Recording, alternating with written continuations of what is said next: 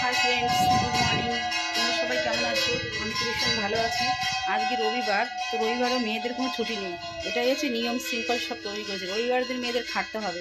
হাজব্যান্ডরা সব তো আসবে, এসে রান্না ভাতটা খাবে, কি আর আমার রবিবার দিন একটু ছুটিতে যে ঘুরতে যাবে এমন কোনো উপায়ও নেই। তো তোমাদের দেখাই, যার জন্য ভিডিওটা করলাম, যে চই ঝাল দিয়ে কিন্তু মাংস রান্না করলে অনেক সুন্দর লাগে।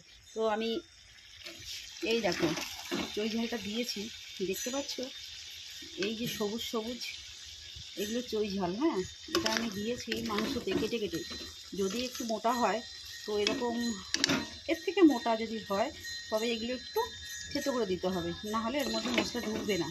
তাই এটাই বলি, আর কিছু বলার নেই। মানে কি বলবো, তোমাদের জন্য একটা আমি অলরেডি ডাল রেখে দিয়েছি, এটা কাটিনি কারণ কি তোমরা বুঝতে পারবে না যে কি। দেখো, দেখেছো? এটা হচ্ছে চই ঝাল, এটা পিস পিস করে ছুলতে হয় হালকা।